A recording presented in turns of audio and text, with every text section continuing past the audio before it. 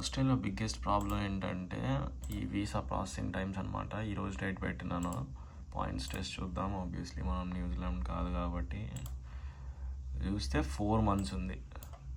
ఇది super visa, ఇది వస్తే సూపర్ అసలు. ఇంకొక టాప్ 3 వీసాస్ చూద్దాం. నెక్స్ట్ ఇది 190, దీనికి ఏం సెలెక్ట్ చేయాలి అవసరం. ఈరోజు డేట్ పెట్టేసా. 21 months అనమాట.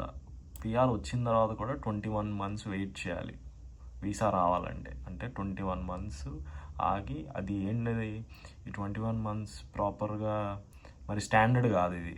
సో కొంతమందికి 28 months 32 months కూడా పడుతుంది. ఇంకొక వీసా, ఫేమస్ వీసా చూద్దాం.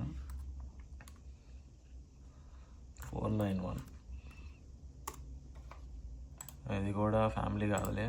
పాయింట్స్ టెస్ట్ చూద్దాం, మనం స్కిల్స్ మీద ఉన్నాం కాబట్టి. ఇది 22 months అనమాట. ఇది కూడా అంతే. దీంతో బిగ్గెస్ట్ ప్రాబ్లం ఏంటంటే ఫస్ట్ 22 months వెయిట్ చేయాలి.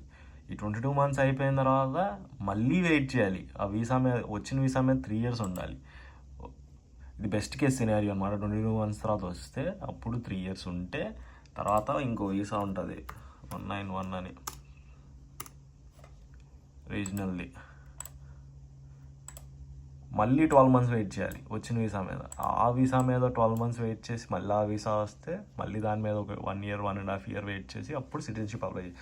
మొత్తము అక్కడ ఒక 3 + 1 బెస్ట్ కేస్ సినారియో వచ్చేసినాయి అనుకోండి, వెంటనే 4 years వెయిట్ చేయాలి పిఆర్ కోసం. సిటిజన్షిప్ కోసం.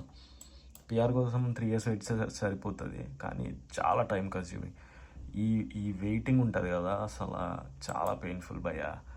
మీరు అసలు తట్టుకోలేరు, చిరాగేస్తుంది. వాళ్ళు ఏం చేయరు, రిప్లై ఇయ్యరు. సో మీరు కూడా ఇట్లా ఫ్రస్ట్రేట్ అయితే ఏం చేయొచ్చు అంటే, ఇక్కడ ఫామ్స్ అని ఉంటుంది, ఇది కొట్టండి. ఇది కొట్టి కిందకు వస్తే కంప్లైంట్స్ అని ఉంటుంది అన్నమాట.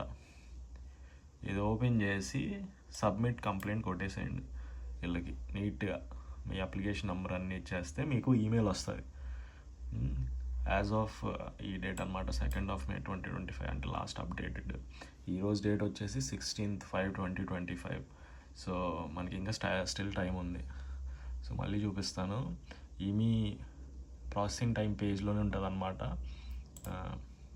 కంప్లైంట్స్ అని, లీవ్ ఫీడ్బ్యాక్ కంప్లైంట్స్ అని ఇక్కడ సబ్మిట్ చేసేసేయండి నీట్గా. మీరు అనానిమస్గా కూడా చేయొచ్చు, మీ ఈమెయిల్ ఇచ్చి కూడా చేయొచ్చు. ఏం కాదు, భయపడకండి.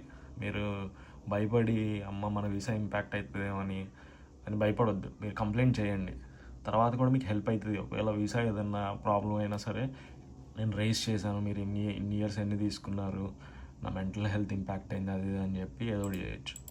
ఓకే కదా? Alright, fantastic. Have a nice day. Thank you for watching. Bye for now.